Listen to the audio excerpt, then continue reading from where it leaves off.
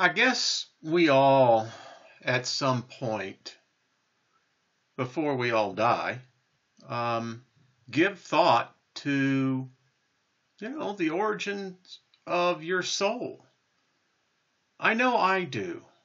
I have found that the answer isn't so much that it lies outside as it really lies within.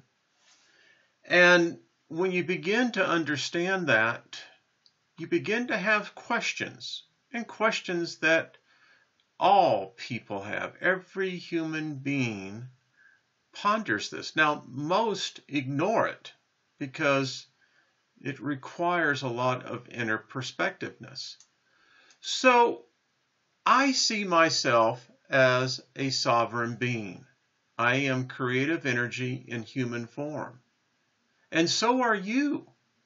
You may not think it that way. You may not process it in those words, but in essence, every life form here is energy, and particularly where we talk about humans, we possess something unique. And whether or not how you see the universe, how you process it, and it's how you process it that forms your reality. It's really odd how you can be in a stadium, say with 40,000, 50,000 people, and realize that they're all watching the same event, but you have 50,000 different realities of the perspective. So I have been giving thought to this whole process of life and the implications of life. I see life in many different levels.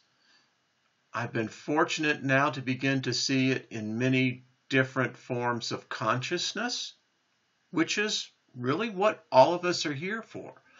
The earth, the solar system, the universe. There is a law, there is a balance. And if you see the sun as a supreme being, then the planets would be those of which that being created. Interesting concept. But here we're going to be talking about the beginning of our souls and what this actually means about being born.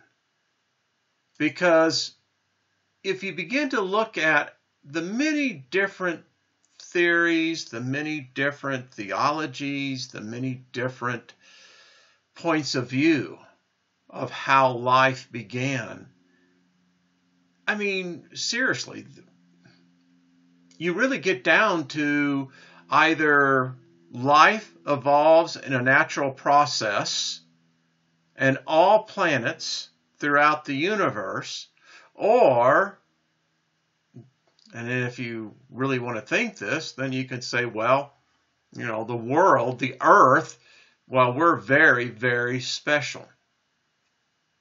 You choose your own point of view on that.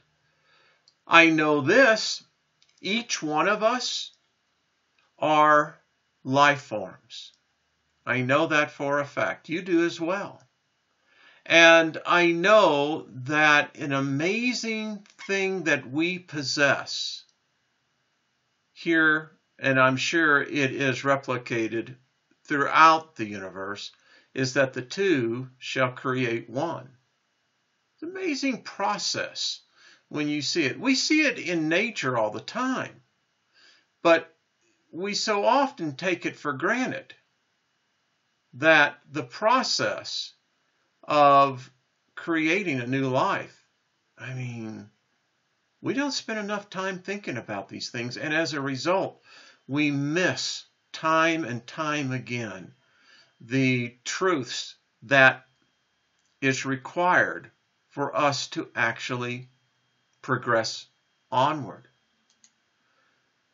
So my question is this: is there a soul here? And really, that's the question. And when I began to think that the fact that birth is actually the beginning of death, I had to begin to step back and re-examine this. And so the first thing I wanted to step back in was to define birth.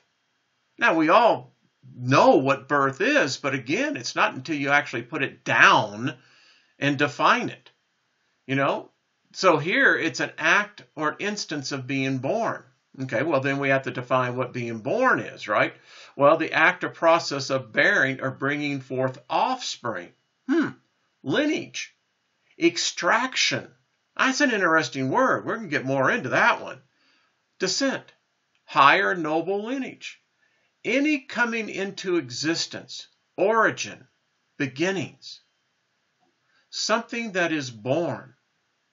Now that gets real interesting for me because there's certain key words here that are implying something much more. So my question is, when does the soul inhabit the life form? The life starts at the minute that the sperm and the egg split. It's life. It's what it's defined as. So is there a soul here? Is this how you were? Did you come into being in your mother? Yeah. At 6 weeks of old, did you already exist? So let's look at birth from a medical definition. The emergence and separation of offspring from the body of the mother. Okay, the act or process of bearing young. The circumstance or conditions relating to this event as its time or location. Very interesting. The set of characteristics or circumstances received from ancestors' inheritance. Look at this. Number 5, origin, extraction. We're going to examine those two words a lot more here because, again, we see that word origin and extraction associated with birth. And they have a very key impact in all of us. So here is the fetus at 8 weeks.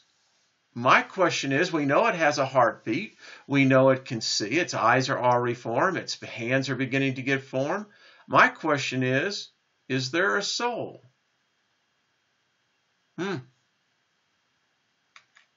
So let's talk about the word extraction. All right, the act of extracting or condition of being extracted. Just on the surface of that doesn't sound pleasant. Just doesn't. All right, something extracted and extract. Look at here, origin, descent, lineage, or ancestry. You see how there is a continuation here? Here's the reality to this, ladies and gentlemen. Birth is painful. Birth is, by all definitions and all realities, the beginning of death. Ponder that.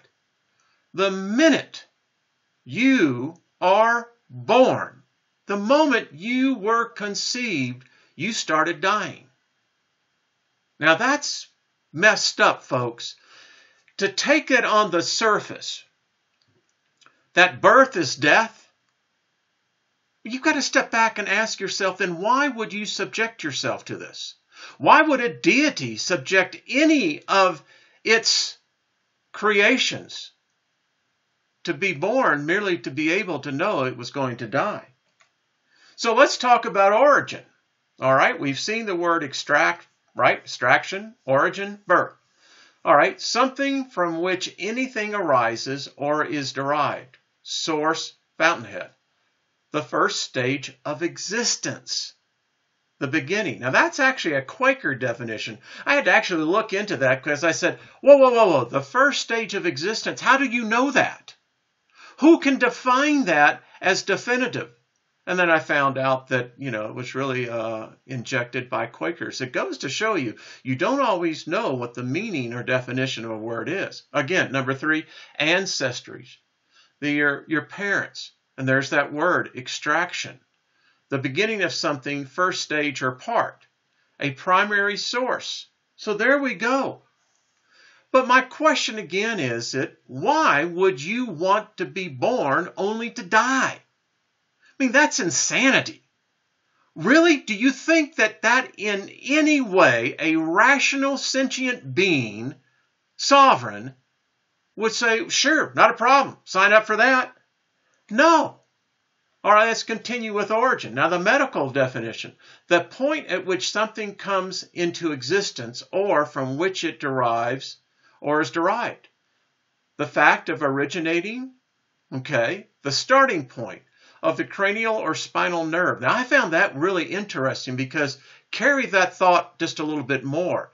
So if the fact of everything that you're hearing my voice, you're reading the words, you're doing whatever you're doing, the fact that the point that you're processing your reality is an origin.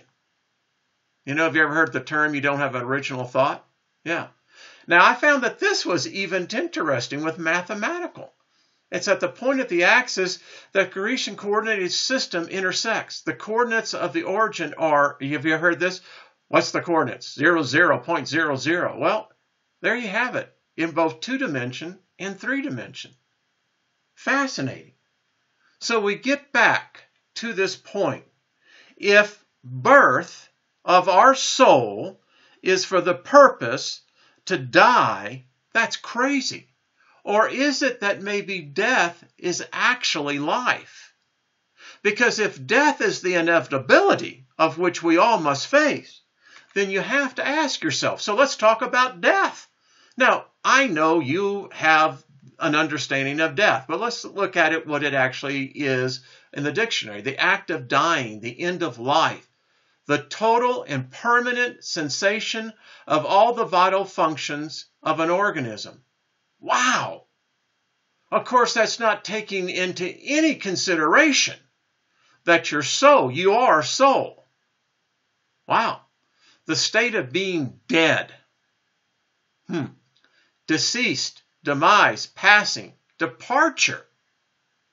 I like that. That may have a little bit more. Departure. The end of life of an organism or cell. In humans and animals, death is manifested by the permanent cessation of vital organic functions, including the absence of a heartbeat, spontaneous breathing, and brain activity. It gets right back down to the question, is your consciousness your soul? If your consciousness was separated from your soul, could you remember? Would the soul have the ability for recall? Or is the consciousness the expression of the soul? And that the vital organs, primarily the brain, is this merely a machine in which the consciousness and the soul use? I know this, that if death is a force or a spirit, then that implies it is alive. So how can death be alive? I mean, seriously. If death is the inevitability of which we all shall face, and if it is in fact a force, and if you look at many of the different myths even today, the fantasies, death is a spirit, then it says it's alive. So if birth starts the death process, could it be that we have been wrong? That maybe the beginning actually starts at the end? Could it be that birth starts the rite of passage for our souls? That in order for our souls to get to the place where we can move on to that next level of consciousness, that we must endure death first, and that is only done by birth of the physical body? The rite, and it is a dangerous passage. Look how many fail to ever make it into the birth canal. And then when you begin to add that death comes rapidly in succession of various ages, it is a hazardous passage. Here's a fact. You ever thought about this? You, right now, could not withstand the birth process. It would kill you. Think about that. The birth process, once it's done, you can't go through it again. It would literally kill you, thus completing the death cycle. Life is pain. Anyone want to argue that? It is filled with pain every day. Why is it required then? Why is this life founded with pain? From the moment you enter in, it is pain. So don't tell me that death is painful. I don't believe it. I believe death is the release. And whether it is one soul or two souls born of the same parents, the process is still painful for each. I understand now more when I see the Catechism or I see the flower of life. Understanding that we, as sentient souls, have a life energy that cannot be quenched. So, to continue this, from conception, we are waiting for death. That's messed up, folks. I mean, is this it? Is this the cycle? Is this the summation? No. You know, just before a man's death, they say he's unable to speak any person. But you can see your whole life before you. Why is that? Is it a review of the soul's passage, of what it's endured? And really, dust to dust, from the earth we came. Maybe my body, but not my soul. And spirit of death. I'm not sure if that's faux. Again, if death is alive, then it tells me that there is death after this life here. I say no to this concept. To suffer through birth just so I can learn to die? Come on, something is wrong with this. I believe that this is more the true reality. That once we lay down these bodies, these biomasses, our energy source is allowed, is freed. And no matter how you look at this, no matter what your perception is and how the filters you use, it is indeed the inevitability. We all face that. Now, is there a tunnel, a light at the end of the tunnel? I don't know. I haven't been there. But I do know this. I've experienced this myself. The soul can leave the body, folks. And the energy that we're connected now, living in this terrestrial plane, the ether is more intense. The ether is from where the life source is given. Your body is not you. On your deathbed, wherever that may be, that is not you. Your life is the rite of passage for your soul. You've earned this. And the energy of the essence of who you are continue on. Our journey continues, folks. Now, I'm not going to sit here and say and criticize what your perception of the journey end is. I will say this, though. Much of what you carry over from this life is going to have a great deal, I think, in framing, at least initially, your reality on the other side. So the origin of the soul. More than we know, more we shall learn. Your life here has been full of pain. And I believe that that pain is what is weighed on the scales. Because no human that goes through life will stand before any panel, any judge, and say, it was the most painful thing I endured. The rite of passage, my friend. It's what you're on. It's what I'm on. Enjoy the journey. You've earned it. And there's going to be more after this. So I want to tell you that this is a message of encouragement and hope. Death is just the beginning. This life, you'll remember, you'll look back on it. And one thing I'll leave you with, isn't it amazing how the soul or the brain cannot remember pain? All right, folks, we shall continue.